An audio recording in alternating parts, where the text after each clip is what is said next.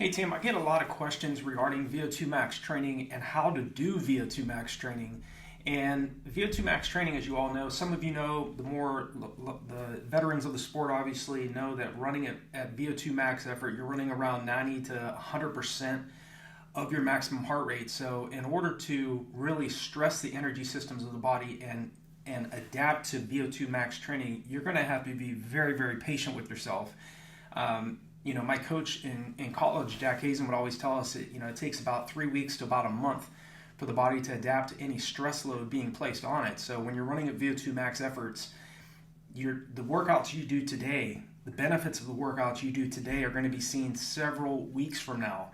So if you're having a very difficult time doing repeat 400s right now, say in a minute and 45 seconds per rep, you're going to have to continue to do that for several weeks before they start to feel very automatic and easier for you.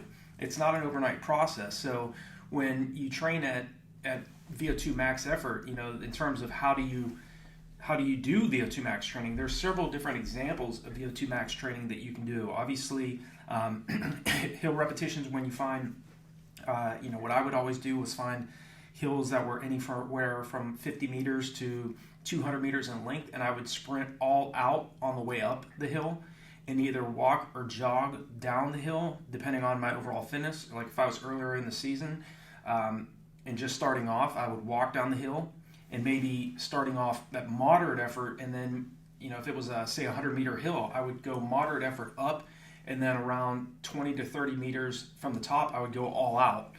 Whereas when I was maybe midway through a build-up and in much better shape, I would focus on doing an all-out sprint from the start of the bottom of the hill all the way to the top of the hill. So that's an example of doing VO2 max effort where, again, you're producing such a high amount of lactic acid buildup that your body just simply cannot clear it faster than it's building up. And that's what you want, because, again, provided you're providing yourself enough sufficient recovery between each one of these very hard hill repetitions or very hard track workouts. Maybe you're doing like repeat thousands on the track or repeat 600s on the track. The key is to start off your reps much slower, giving yourself more rest, and then if you're providing yourself and giving yourself enough time to adapt to the workouts you're doing, the end goal is to run your reps much faster at much faster paces with much less recovery in between each one of your reps at the end and middle of a season or the middle of a build-up.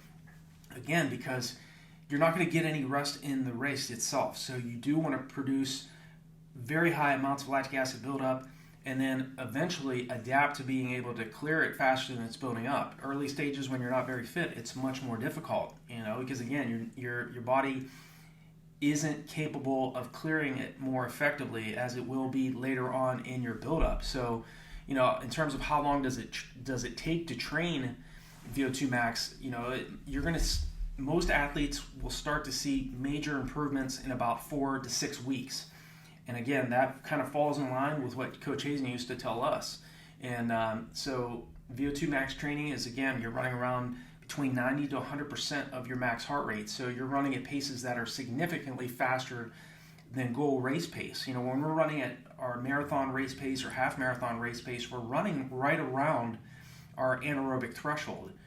So that's running around, anywhere from around 80 to 90% of max heart rate. And it's going to vary from some athletes. It's between 80 to 85%. Again, it's going to vary from athlete to athlete. But again, when we're racing, especially on the roads or on the track, we're running at the 5,000 or the 10,000 on the track. You're running slightly at or slightly above anaerobic threshold effort.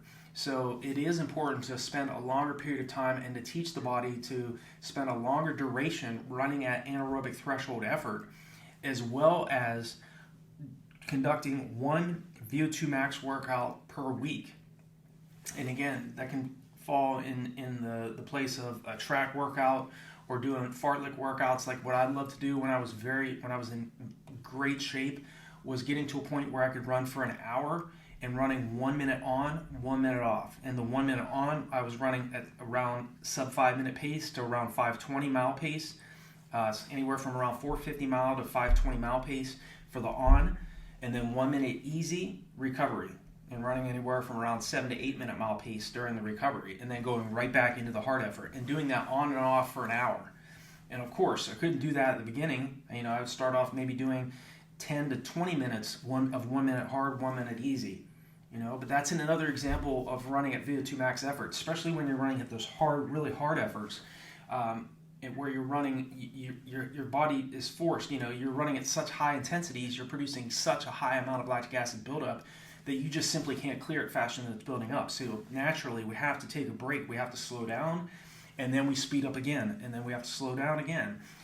And that's, again, the reason why VO2 max training is so important is, again, it's going to make your race pace feel much more manageable for you. And again, teach your body to improve its lactate tolerance, your ability to sustain race pace longer than your competition. And again, pacing is always critical in these races. When we start to drop volume, doing that 10-day taper, we start to back off our intensity. We start to do much less volume. A lot of times tapering is the most difficult part of our buildup because you think you're getting out of shape by doing less mileage, doing less workouts. When you're not getting out of shape, you're resting and you're allowing your body to adapt to those several months of hard training that you put in for your track races and for your road races.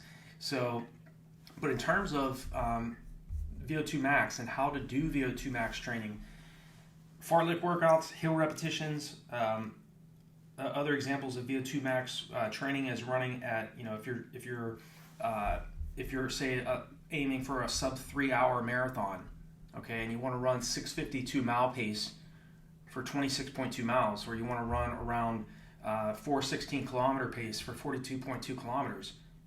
If you're doing repeat miles on the track, you want to get to a point where you can run 6 1-mile repetitions on the track at around 5:35 to 5:37 per rep. Or if you're doing 10 1-kilometer repetitions on the track, and again, you're trying to break 3 hours to the marathon, you want to get 4:16 kilometer pace to feel easier. So training at VO2 max is running around 3:30 to 3:34 per K.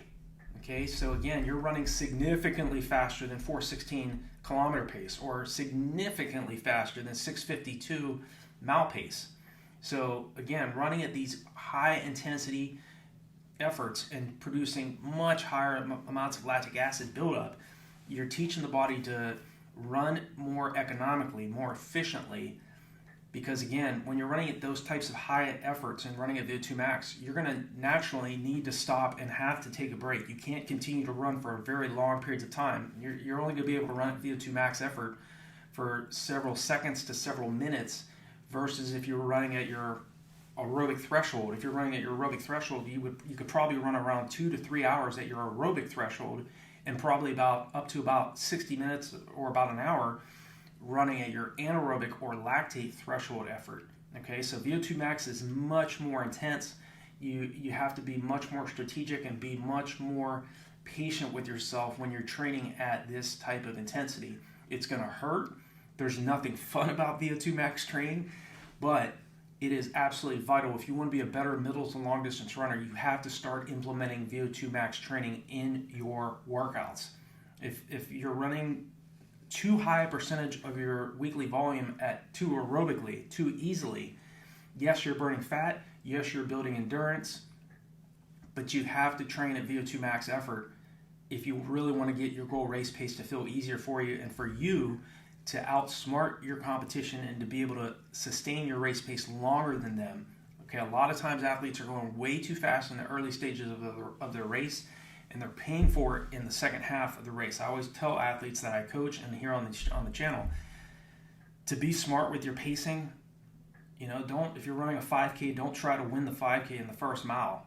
Play it cool. I went and watched my nephew run a 5,000 at Kent State this past weekend, and he was wanting to run between 15:20s to 15:30, and he told me prior to the start, he's like, I don't really want to go out much faster than about 5 minutes through the mile. And I was like, the kid is spot on, because again, he's thinking strategically. He's not trying to win the race in the first mile because he knows he's got another 2.1 miles he's going to have to run all out and really focus on. And he was gradually getting faster and faster and faster for those the second mile and the third mile.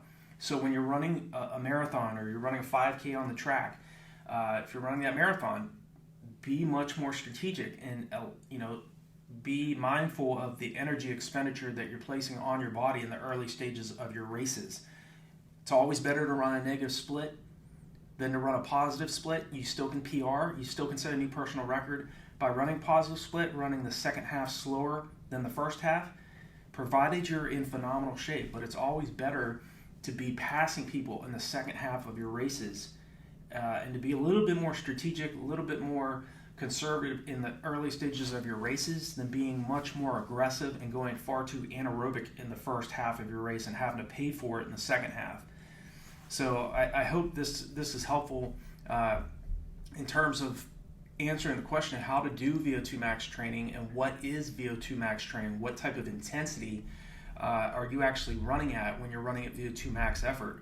And VO2 max is key to getting to the next level as a middle to long distance runner. You have to make sure that you're also paying attention to your recovery. If you're doing VO2 max workouts and you're a younger athlete, you may only need 24 hours of recovery, but if you're an older athlete, if you're in your 30s or if you're in your 40s like I am, you may need up to 2 to 3 days of recovery between each one of these types of harder VO2 max efforts. So be smart with your training. The real benefits of your hard workouts are going to happen after the workout is complete. It's during that rest period. Okay, Google the word supercompensation.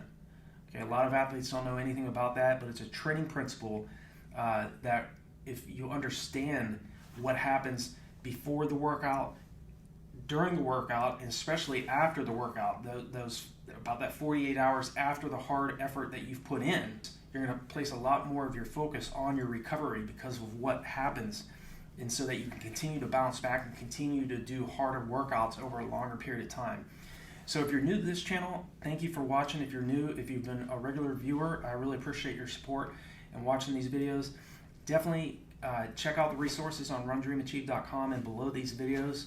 They're definitely there to help you speed up your recovery and help you to get a personal record in a faster period of time, and to train smarter rather than harder. That is the end goal. That's the philosophy of RunDreamAchieve.com.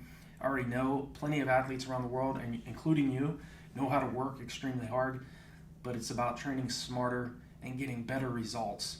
So I hope this video was helpful. Feel free to leave me a comment below. I will definitely reach back out to you, and I will talk to you all in the next video.